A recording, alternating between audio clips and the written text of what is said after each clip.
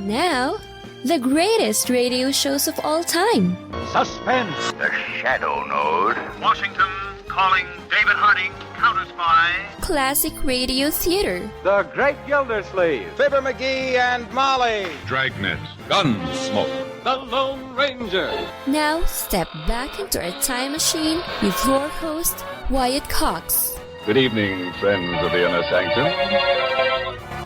We head out west to Dodge City, Kansas. William Conrad starring in an episode of Gunsmoke. This episode, entitled Obie Tater, was originally broadcast August 30th, 1954.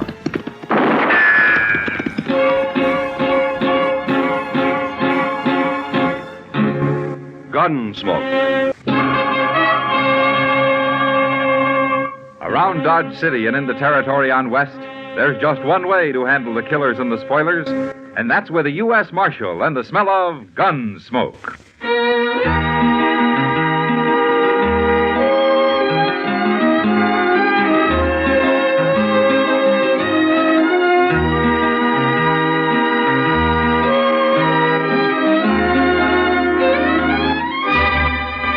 Gunsmoke, starring William Conrad. The transcribed story of the violence that moved west with young America, and the story of a man who moved with it. I'm that man, Matt Dillon, United States Marshal. The first man they look for and the last they want to meet. It's a chancy job, and it makes a man watchful and a little lonely.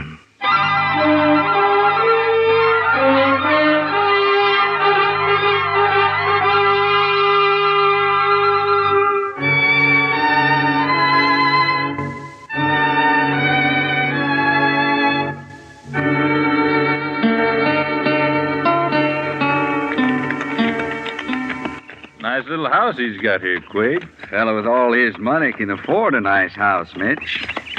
Here he is, coming out of the barn. Let's go have a little talk with him. He ain't a very big fella. We shouldn't have much trouble. Nah. Oh, hello there. Get down and rest a while, man. I'll get down. You stay mounted, Mitch. Right, Quade. Well, why don't you both get down? I got a pot of coffee on the stove in there, and I might scare up a little bacon if you're real empty. We've ate. We camped in them cottonwoods out there last night. Oh, you did? Well, why didn't you ride in? I could have slept you in the barn. I don't get much company out here. I know. We've been watching the place. You're all alone here, ain't you? I've always been all alone. Obie Tater, huh? Obie Tater, that's right, mister. But, how come you knowed my name? Well, everybody's heard of you, Obie. Man that spends money the way you do gets kind of famous like. Oh, I don't spend money no more. That was when I first come here. Oh, I'm broke now. Well, that ain't the way we heard it, Obie. We heard you drove a mule back from Sacramento plumb loaded with gold double eagles. Oh, that ain't so. $1,000 is all the gold I scratched out of California. And I spent it building this ranch. Sure don't know why people keep talking about how rich I am. They'll quit talking soon enough, Obie. Huh? You ain't gonna be rich no more. No, you sure ain't. What are you talking about? I'm gonna ask you real nice, Obie. Where you got that gold hid? No, wait a minute. What are you fellas up to? You gonna tell us? You come here to rob me, didn't you? Well, it ain't no use. There's nothing to rob. I told you wouldn't talk, Quade. We'll have to bounce it out of him. Go ahead, Mitch. Take down your rope. No, I ain't even armed. You can't hang me. We ain't gonna hang you, Obie. We're just gonna give you a little ride, feet first. Go on, Mitch, rope him. No, don't put that rope away. You ain't gonna drag me. Yes, we are, Obie. That's just what we're gonna do.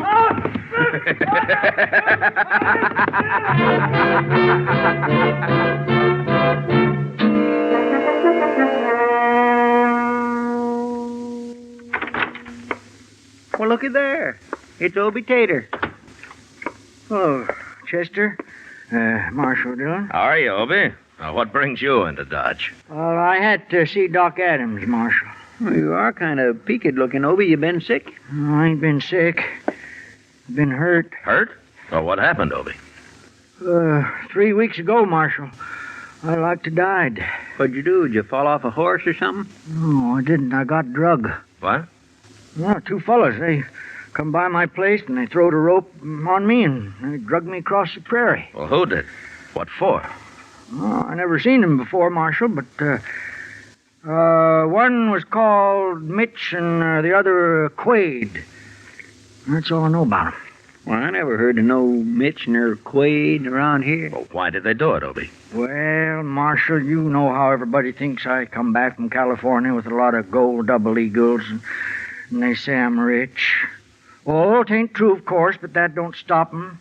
They just go right on saying it. Yeah, I've heard the talk.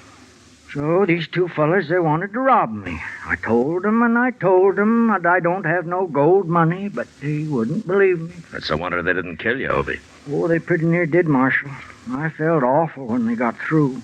Do you think they'll come back? They said they wasn't done with me yet. They said they'd find a way to open me up. It's a terrible thing, Marshal, being treated like that for no reason at all. And especially when you ain't even got no gold money. Well, that's too bad the rumor got started in the first place, Obie. I've tried to stop it, but you know how I am. I ain't very smart. I can't hardly sign my name, Marshal. Guess that's why I've always got jobbed by any fast talker that comes along. All my life it's been like that. Well, we can't stop what people think, Obie, but maybe we can find those two men. You think you'd recognize them? Yes, I sure would, Marshal. Okay. They just might be hanging around Dodge. Let's go look the town over, Obie.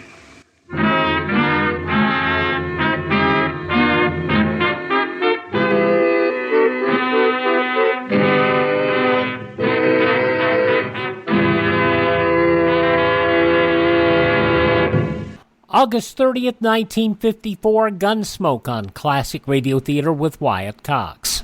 Whether you're taking your pets on the road or a walk around the block, you need to be aware of heat stroke. Hi, I am Dr. Jose Arce, immediate past president of the American Veterinary Medical Association. It's important that pets get out and enjoy the warm weather and fresh air, but here are some reminders to help keep your pets safe in the heat. Tune into the day's forecast to see how hot it will be. Limit exercise on hot days or schedule walks earlier or later on the day when it's cooler. If outside, stay on the grass instead of the hot pavement. Make sure your pet has unlimited fresh water and access to shade. Never leave your pet in a closed vehicle, and leave your pet at home in air conditioning when you go out. If you see signs of heat strokes in your pet, such as excessive panting, drooling, unsteadiness, or abnormal gum and tongue color, call your veterinarian or nearest emergency clinic. For more info on summer pet safety, visit avma.org. That's avma.org. Now on Classic Radio Theater with Wyatt Cox, more of Gunsmoke, Obie Tater, from August 30th, 1954.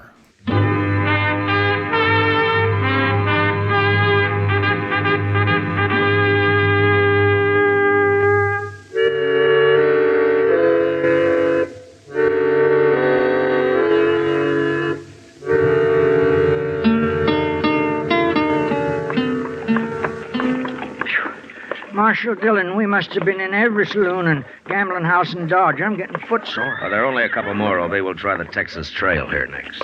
Well, what are you going to do if we find them, Marshal? Put them in jail? Well, if there's enough left of them when I get through. Now, here we are. Okay, take a good look around, Obie. They ain't at the bar. And, they ain't at the tables back there. Couldn't we sit down a minute, Marshal? I'm awful tired. I guess I ain't got my full strength back yet. Sure, Obie. We can sit down. Oh, let's go over there with Kitty and whoever that other girl is, huh? Oh, I'd like that, Marshal. I ain't heard a woman's voice in over half a year. Hello, Matt. Hello, Kitty. Oh, Kitty, this is Obie Tater. Glad to know you, Obie. Ma'am? It's Miss Obie. And the same with Ella Mellish here. And this is Marshal Dillon. How do you do, man? How do you do? I'm glad to know you. Oh, sit down. Sit down. Thank you.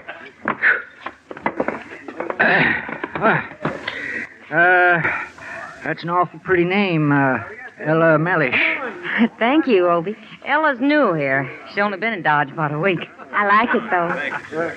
I might even stay a while. Oh, well, that'd be nice. Sure hope you do, Ella. Well, it depends.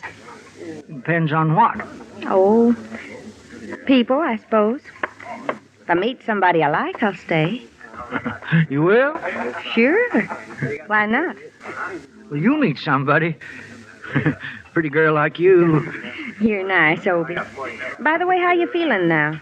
Oh, I'm fine. Doc Adams couldn't find nothing real wrong. He just said to take it easy for a while. Well, what's the trouble, Obie? You been sick?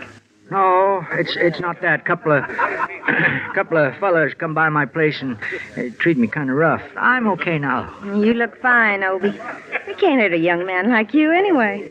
Oh, I ain't very young no more. Not pushing 60. I ain't. 60? Oh, I don't believe it. Well, you look more like 35 to me. I do? Well, of course you do. Ella. Yes? I'd be proud to take you over to the bar and buy you a drink. Any kind of a drink you want. Wait a minute now, Obie. We got a couple of more places to look No, into. that can wait, Marshal. It ain't important. We'll do that tomorrow sometime. Will you, Ella? Come on, will you come? Oh, I'd love to, Obie.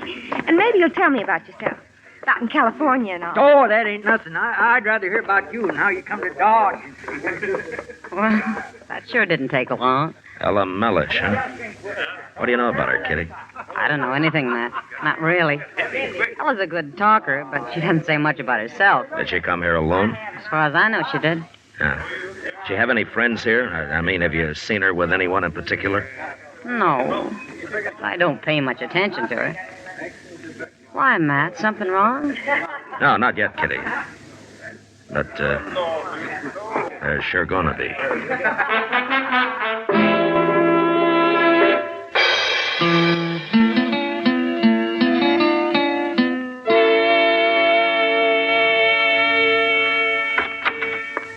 Oh, good morning, Matt. Hello, Doc. Come on in. Oh, well, thank you.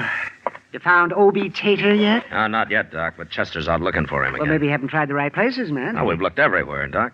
He and that Ella Mellish just plain disappeared, both of them. Well, I wouldn't worry about it. They'll be back. Well, I hope so. Now, this is the second day they've been gone. I tried to talk to Obie that first night, but he was acting like a man in a dream. Oh, love's dream, Matt. Love's sweet young dream. Doc, Obie Tater will never see 60 again. Oh, age has nothing to do with it. I'm surprised that you don't understand these matters. Oh, why should I? I can always come ask you about him. Anytime, Matt, anytime. Be glad to advise you. There's many a pitfall I might save you from, too, if you come to me in time. You may consider me like a father. Like a father, huh? Certainly.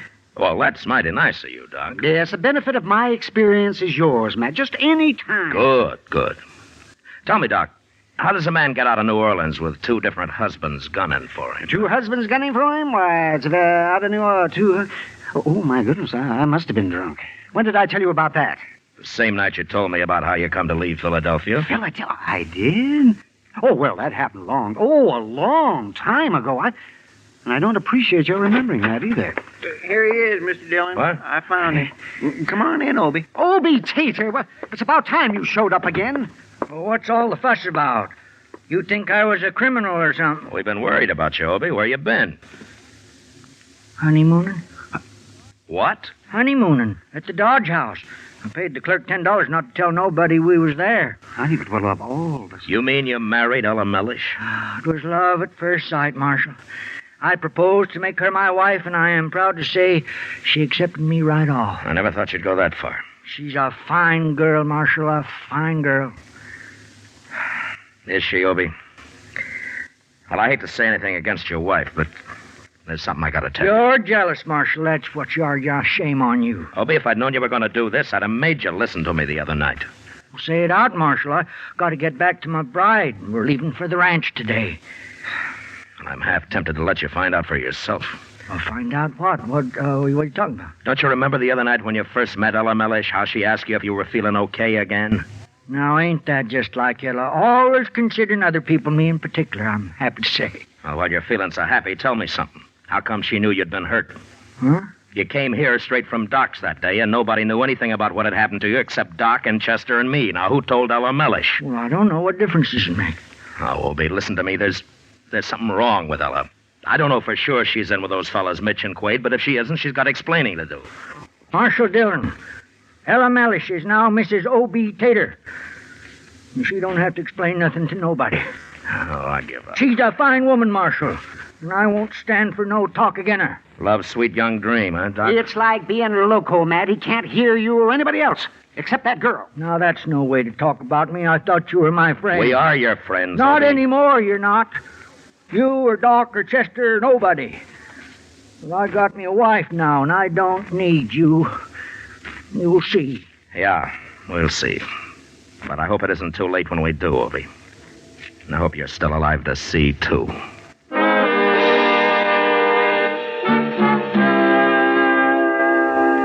I didn't know how Ella Mellish planned to do it, but she was a clever girl. And I was sure she had some way in mind to handle Obie Tater. What she didn't know, of course, was that he didn't have any money, and that she was wasting her talents on him. And I was afraid that when she failed, Mitch and Quaid had come back, and well, this time they'd kill Obie. He was still alive about a week later, however, when Chester and I happened to be in the country not far from his ranch, and rode over to have a look. They're at home, all right, Mr. Dillon. My gracious, they must be roasting a calf with all that smoke coming out of the chimney. Wait a minute, Chester. Huh? Watch that smoke a minute. What? Just watch it. Ah, there, you see? Why, it's puffing. It's starting and stopping every now and again. Yeah, Well, maybe the chimney's got something stuffed up in it. maybe. You know, if you couldn't see the house, you'd think it was Indian signaling. It stopped now. Let's leave our horses here, huh, Chester? Yes, sir.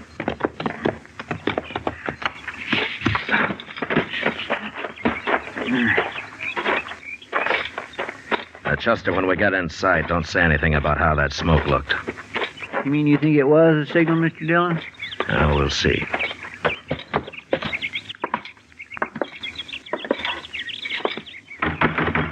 Hello? Anybody home? Who is it? Is that you, Ella? Marshal Dillon. What are you doing out here? Oh, we were nearby, so we thought we'd stop and say hello. Well, that's fine, Marshal.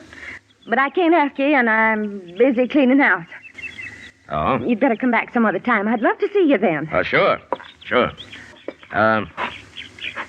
Where's Obie? Obie? Oh, he went off somewhere this morning. I don't expect him back till late. Next time, Marshal, you come see us next time. I'll cook you dinner or something. That's okay, Ella. We'll see you another time. Sure. You do that, Marshal. Goodbye. Goodbye. Come on, Chester.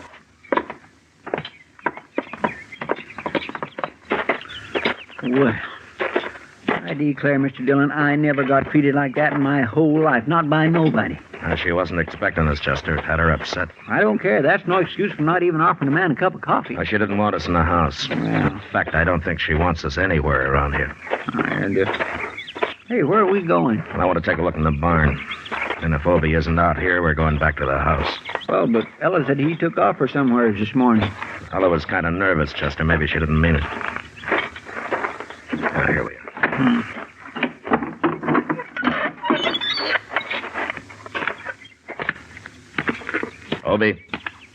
Obie Tater. Stand right where you are. Don't move, either of you. Hey, he's got a shotgun. It's Marshal Dillon, Obie, and Chester. Oh. Sorry, Marshal. I couldn't see it first. I was in the back there, and I heard the door open, and I seen two men stand here. Can't blame me for being jumpy. That's all right, Obie. But what are you doing in here? Ella told us you weren't around. Ella told her.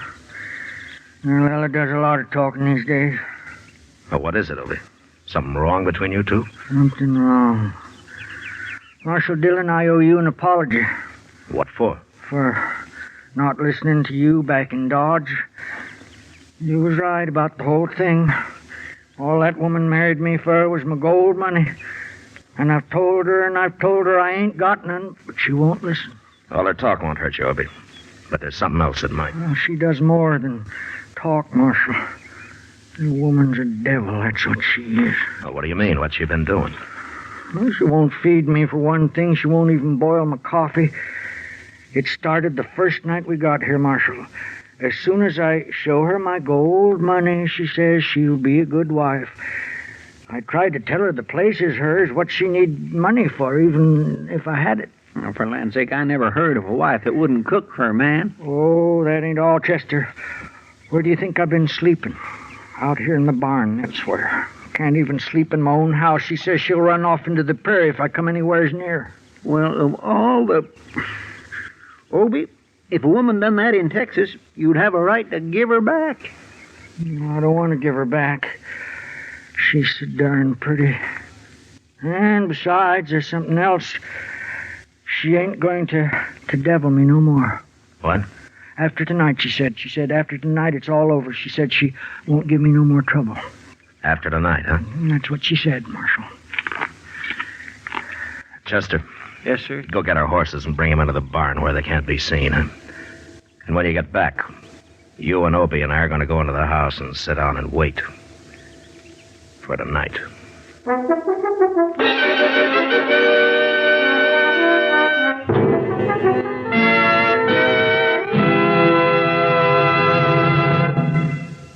From August 30th, 1954, Gunsmoke on Classic Radio Theater with Wyatt Cox.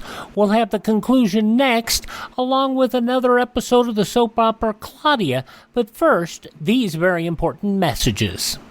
You ever make a change and then think, why didn't I do this years ago? Well, that's how people feel about switching to Medishare for their health care, especially now with inflation the way it is. People are very happy with the savings. Most families save about $500 a month when they switch. It's a huge help when prices are going up so fast in so many other areas. And Medishare's customer satisfaction rate is double that of health insurance. It's just a different experience, and people really like that. Medishare is an alternative to health insurance. It's a community of Christians who share each other's healthcare bills, and it's been going strong for over 25 years. It really is the gold standard, the most trusted name in healthcare sharing. Find out why people love it, find out why they rave about the customer service, and find out how good it feels to save some money right now. They're super easy to talk to. Here's the number, 833-34-BIBLE. That's 833-34-BIBLE, 833-34-BIBLE.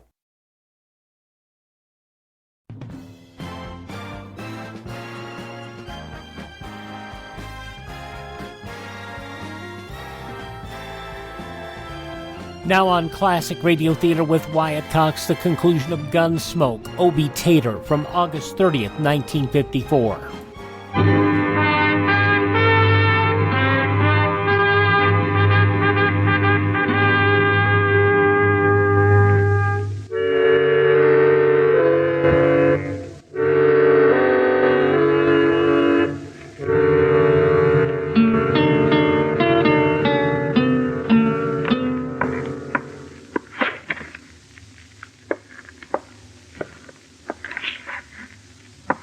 You might as well sit down, Ella. You just wear yourself out walking around that way. I got nothing to do with this, I tell you. I never heard of Mitch nor Quaid. And you shouldn't worry about it, Ella. We'll find out if you know him when they get here. You're awful smart, aren't you, Marshal? I wasn't signaling to nobody, neither. I was just trying to put the fire out. Sure. Huh. There's some horses coming up outside, Mr. Dillon. What? It's too dark to tell, but I think there's two of them. All right, Chester. Come on. You and I'll wait in the kitchen. I sure wish I had my gun, Marshal. No, Obie. Ella would have seen to it you weren't armed. And we'll have them covered, so don't worry. You're making a big mistake, Marshal. Never mind that, Ella. You just remember what I told you. Give us away and your friends will die. They're not my friends. Come on, Chester. They're going to be some surprised, ain't they, Mr. Dillon? Well, I hope so, Chester. Here, we better get back out of the light.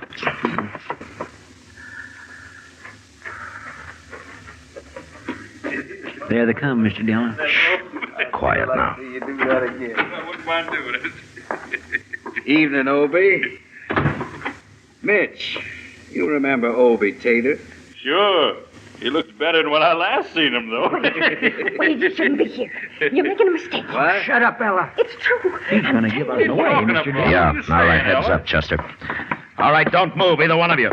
What is this? Who are you? Get your hand away from that gun, Quaid. You're caught now, Quaid. You and Mitch both. He'll fix you. That's Marshal Dillon from Dodge. Marshal? Ella's double-crossed us, Quaid. No, I didn't. I tried to tell you. You signaled we was to come in. You know nobody double-crosses me, Ella. Nobody. Don't do it, Quaid. All right, Mitch. You're next. I got my hands up, Marshal. I ain't drawn. Quaid shot her, Marshal. He done killed her. Chester. Yes, sir. Get Mitch's gun. Yes, sir. Come on, give it to me. Get your hand away. Who'd think any man could be low enough to shoot a woman? She double-crossed him. That's why he did it. No, Mitch. Ella had nothing to do with the Marshal being here. She signaled us to ride in tonight. That meant she'd given up and she was going away with us. Given up? If Ella couldn't find his money, nobody could. You're nothing but an old liar, Obie Tater. You ain't got no money at all. A liar. I told everybody 1,000 times I ain't got no money. It doesn't matter now, Obie. Chester, take Mitch outside and tie him up. Yes, sir. Come on, Mitch, outside. Get moving. All right. I'm going to use your own rope to tie you up with. All right. She's dead, Marshal. I'm sorry, Obie. I just wasn't fast enough. It wasn't your fault, Marshal. You know something? What, Obie? I was awful fond of Ella. Ruinous as she treated me. She was so doggone pretty. And I'd have told her if she just acted like a wife should. That's all she had to do. Them other fellers could have killed me before I'd have told them. But I'd have told Ella. What are you talking about, Obie? You'd have told Ella what? About my gold money. Your money? It's in the rain barrel outside, Marshal. A whole big sack full of gold double eagles. What? You mean you had that money all the time? Sure, it's true. But, you won't tell nobody, will you, Marshal? No, Obie, I won't tell anybody.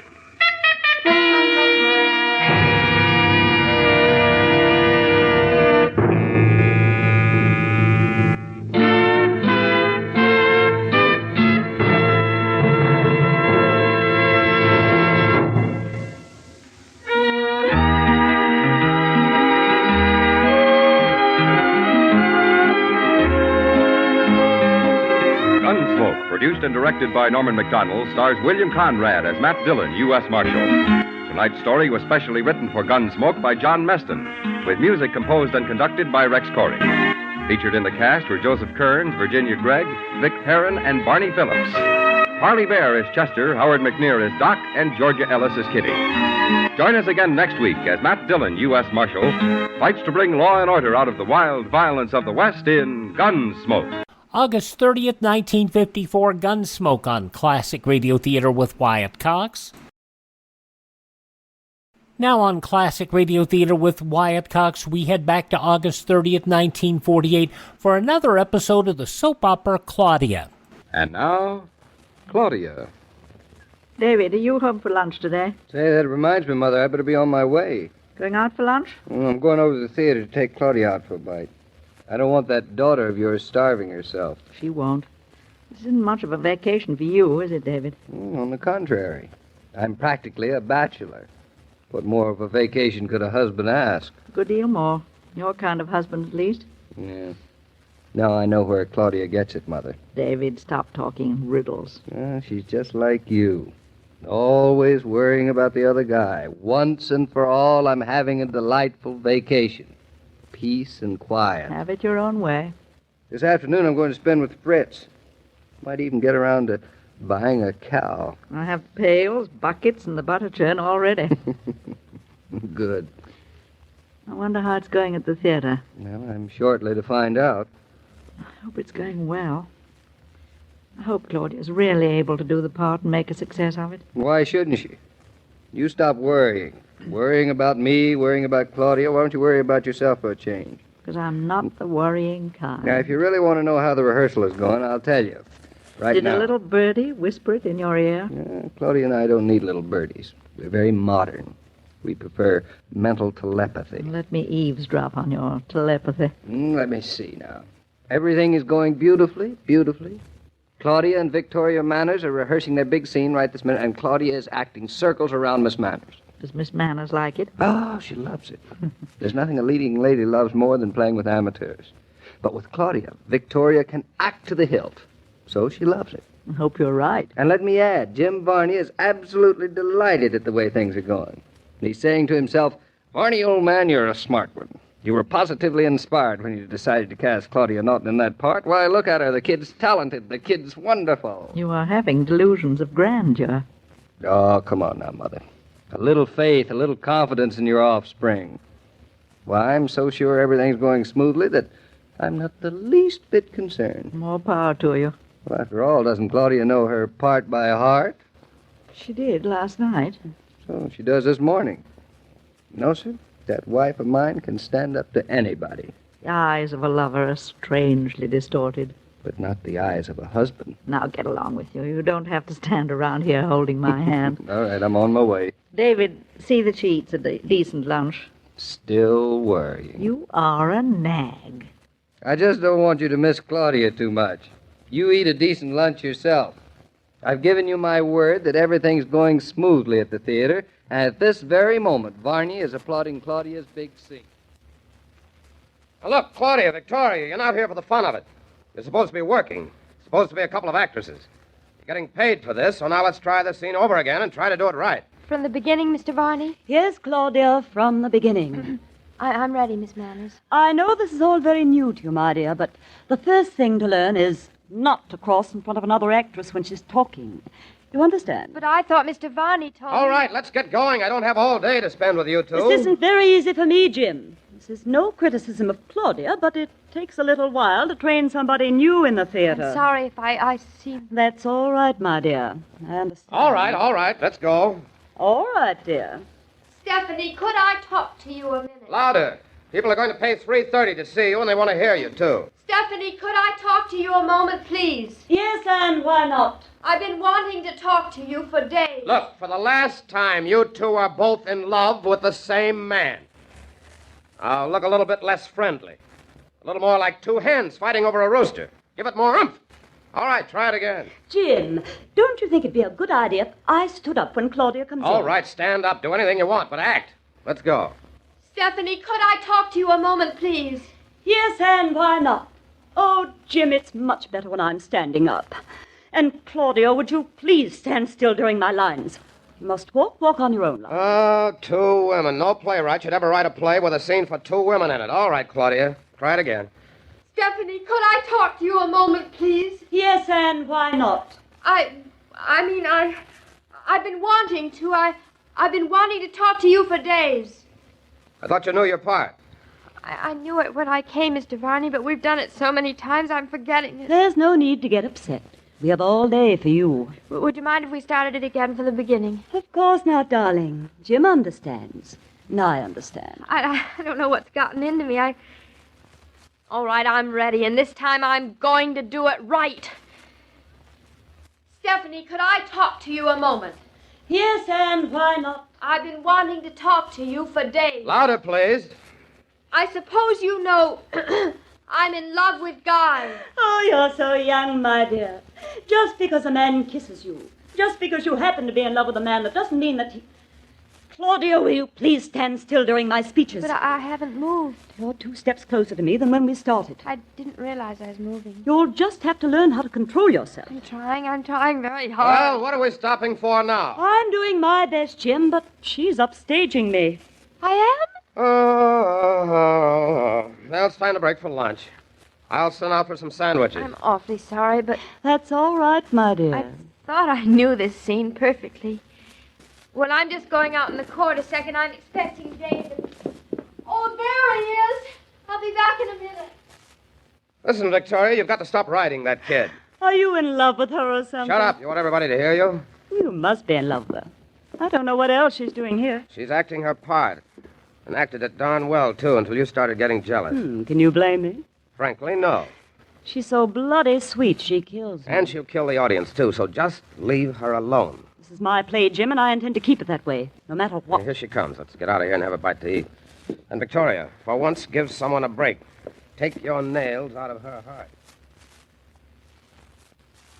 Oh, good. They're going. We can be alone. David, kiss me quick. Hello, darling. Hold me tight, David. How's the rehearsal going? Going beautifully, just beautifully. It's going just the way Victoria Manners wants it to go. Hmm? Which is not so beautifully, Oh, huh? it's probably my fault. I'm doing everything wrong. I walk when I shouldn't. I forget my lines. I know them. I know them. I'm terrible. Are you as terrible as all that? I am. I'm worse, maybe. I should have stayed at home with the baby instead of thinking I could be an actress all of a sudden. Well, being home with a baby is more all of a sudden, isn't it? Well, it comes more naturally to me. Well, come on. We'll have some lunch. I don't want any, darling. Well, you have to eat. Mama said so. Well, some sandwiches are being sent in, but I don't feel like eating. David, at home last night, I was so sure I could do this scene right, and I thought I was doing it all right, but I don't know, today it just fell apart. Victoria tells me one thing, and Varney tells me another, and I can't remember everything they're telling me. Oh, David, I wish I could go home with you. What would you do at home? I wouldn't do anything. I suppose you'd like that better. I'd love it.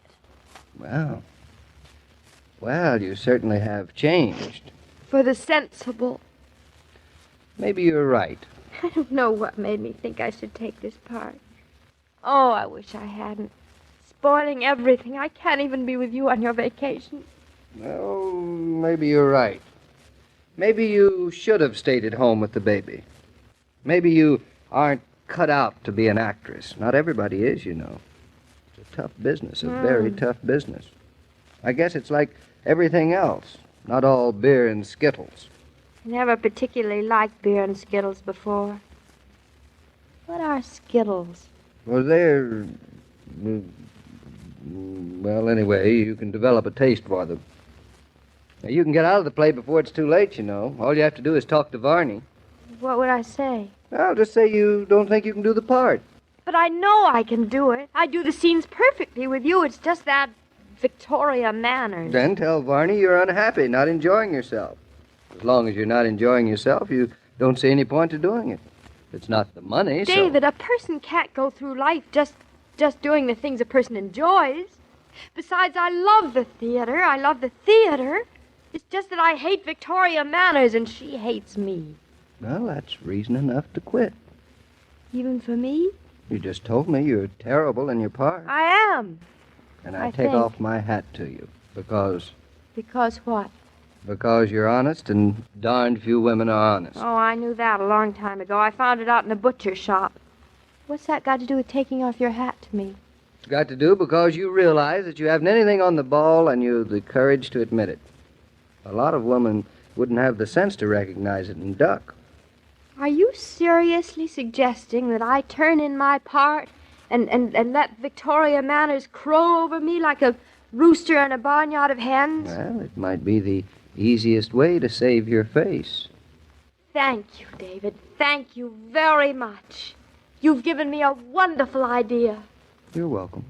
I'm going to make Victoria Manners' face drop like a poached egg, that's what. You mean a drop egg? And if you think I'm a quitter, you married the wrong person. Really? And if you think for a moment I'd quit, you're crazy. You're crazier than this whole bunch of actors. Why, I wouldn't give Victoria Manners the satisfaction of my quitting. Wouldn't you? And I'll tell you something else. You're a great, big, adorable, wonderful dope, and I love you. Now, what have I done now? Don't act so innocent, darling. You're not so much of an actor. I know you got me angry now just so I wouldn't throw in the towel. You wouldn't have anyway. Well, I guess maybe I wouldn't have. I was pretty close to it, though. Oh, David, why do you bother coming to my rescue all the time? Because I promised Mama that rehearsals was going well, and you wouldn't want me to go back on my word to Mama, would you? It's the last thing I'd want.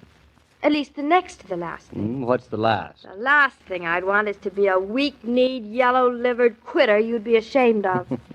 Well, I'm not worried. And, David, the first and last thing I do want is for you to love me. Because as long as you do, there's nothing can beat me. Nothing at all. Hey, all of a sudden now I'm hungry. Hungry?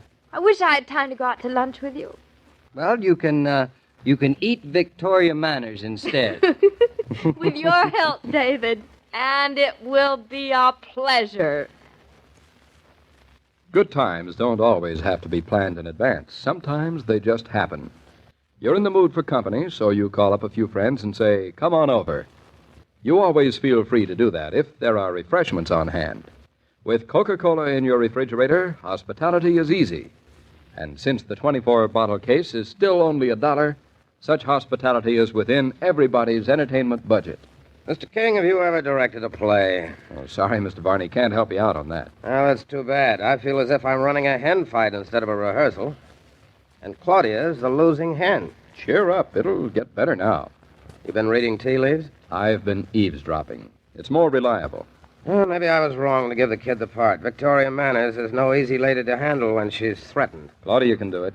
She wants to be in this play awfully badly. She's been bitten by the theater bug a good long time. Well, it would have to be some bite to survive this. It is. You know, I guess most of us have been bitten by that same bug. Even the people you'd least expect. Like, Jared Tucker, for instance. Does he want a part in my play? Who knows? At least, who knows till tomorrow. See you then, Mr. Varney. Yep. Now, back to work. Every day, Monday through Friday, Claudia comes to you transcribed with the best wishes of your friendly neighbor who bottles Coca-Cola. So listen again tomorrow at the same time. And now this is Joe King saying au revoir. August 30th, 1948, Claudia on Classic Radio Theater with Wyatt Cox. It's like everything else. Some things you think you want to do, you know you want to do, and yet there's a lot more work. It's never as easy as it seems. Visit my webpage, classicradio.stream. There you can stream our shows on demand, learn more about classic radio collecting. You can contact me there. You can learn more about building a classic radio collection of your own. You can find information on podcast sites that have our shows available for you. And you can find our social media. You can contact me. You can buy me a coffee. That helps us to build new classic radio theater collections and get them. Like we have acquired some Casey Crime Photographer we'll be bringing to you. We've also acquired, what was the other one? Oh, it was Jack Armstrong, the All-American Boy, and some more Captain Midnight. We'll have those coming up in the future here on Classic Radio Theater with Wyatt Cox. And please thank this radio station, support their advertisers. It is their kindness and courtesy that allows us to be with you each and every time we roll around here on your favorite station. Tell your friends the great radio shows are right here at this spot on the dial. Classic Radio Theater with Wyatt Cox on your favorite radio station.